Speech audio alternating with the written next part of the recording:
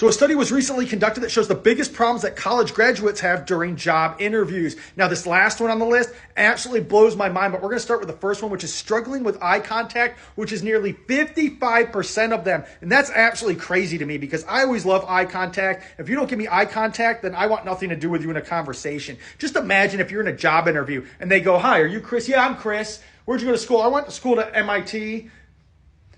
I was there for about 4 to 6 years." Like, that's crazy to me. Nobody's going to hire you if you don't have good eye contact. As a matter of fact, most people aren't even going to have a conversation with you if you don't have good eye contact. So practice that. That is one of the biggest things you need to have, minus the last one, but we're not there yet. Now, the next one on this list is asked for unreasonable compensation at almost 50%. Now, of course, people love to go in and think they're worth more than they are in the beginning. You know, people flip burgers and think they're worth $25 an hour. Now they're finding out in California that, well, they can't afford that because it doesn't come from corporate. It comes from the franchisee, and flipping a burger ain't gonna get you $25 an hour. So now they're replaced with automation. So keep in mind when you're asking right off the bat, you're new to a job, to think reasonably what the salary should be. Now, you're not going to go in, this be your first job interview right out of college, in that field that you got the degree in and ask for a 6-figure salary. That's insane. It's not going to happen. Now, if they're asking 60 and you bump it to 70, 75 and you come down meet in the middle, that's reasonable, okay? I guarantee you these people are like, "Oh, I want $200,000 or $250,000. I promise you, based on the way society is, that's probably the numbers they're looking at. But let's head on to number 3, which is dressed inappropriately. Now, of course, the people I've seen in society today, let's get real. I don't think many of them even know how to dress properly. But, you know, I'm wearing a Cybertruck sweater, so I have no room to talk. But if I'm going into a job interview, I'm going to dress for that job. I'm not going to go in some weird outfit, some shorts, like I'm going to the beach, you know. I got my sandals, my flip-flops on, but here I am for an IT job in security, right? No, not a chance at all. If I'm here to program, if I'm here for software, video gaming, I'm going to dress properly, right? You're going to go in there the way you need to dress. A nice suit, tie, no tie. Tie's kind of optional in that field, but depending on the field, again, if you're an attorney or something, you want to tie it up. But be sure you dress appropriately. That's insane. I mean, look at that number. That's, again, almost 50%. That is absolutely crazy. But let's move on to the next one, which is used inappropriate language. Could you imagine that you're coming out of college, you graduated, right? You just got done spending all that money on your degree. You're going for a job in that field. Let's get real for a minute. 90% of people that get degrees never get a job in that field, but let's just say they're in that field, and they're sitting there going, "What's up, bro? What the fuck?" "Yeah, I killed that," right?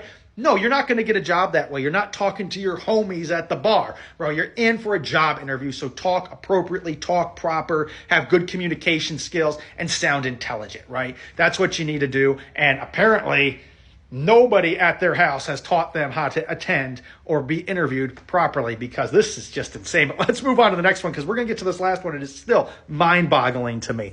But next up on the list is refused to turn on camera during a virtual interview. Now, I'm saying this slowly because I'm trying to grasp this one still. I've gone over this a few times. I've read this entire data research, which is based on roughly 1,600 interviews, and it's still mind-boggling to me. Now, if we look at that number, right, that number is almost 25%. That is crazy. It's up, or actually, it's probably closer to 30%, but that's crazy to me. You're in a job interview, virtual job interview, and you don't turn on your camera.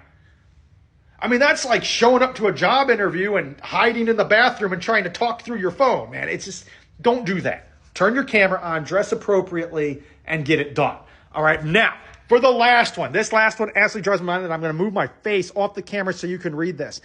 Brought a parent to their interview, and that is 24%. They brought a parent to their interview. Now, this one, I'm not blaming the teachers on, okay? I'm not even going to blame the students, the graduates on this one. This one is the parents. Parents, you were at fault for this. And let me explain this to you. You overcoddle your kids. It is absolutely ridiculous. You baby them. Guess what? It's okay to love your child. I love the hell out of my children, but I make them do things on their own, okay? Otherwise, they're never going to succeed. You go into a job interview with your kid, that's the parent's fault, because the parent should be telling them, "No, I'm not going to a job interview with you. You need to do this on your own. You need to establish yourself. This is your job interview. You need to handle it." Plain and simple. That's how you need to tell your kid. And guess what? That's called tough love. It's not that you hate them. It's not that you don't want to be there for them. You love them. It's called tough love. And the fact that you're even going on this interview with them, that is insane to me. That's insane. Oh, what is that?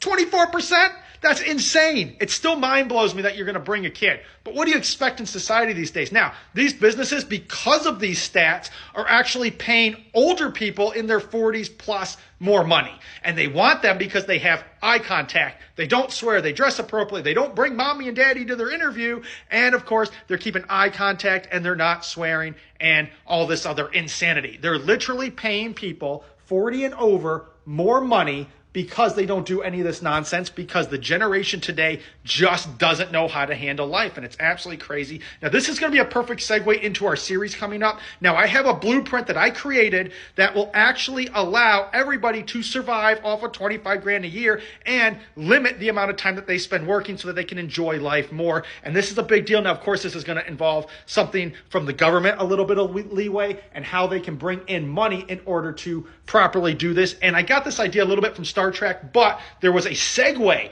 to get to the world of Star Trek to where they didn't really have money, right? They lived appropriately. They did jobs because they were bored and they just wanted to contribute, right? But you have to segue into that. And I came up with the perfect blueprint for that. So be sure to follow and share the hell out of this video, because as soon as this video gets a tons of likes, shares, and comments, and it goes off the chart, then I'm going to show everybody how you can survive with an entire family for 25 grand a year.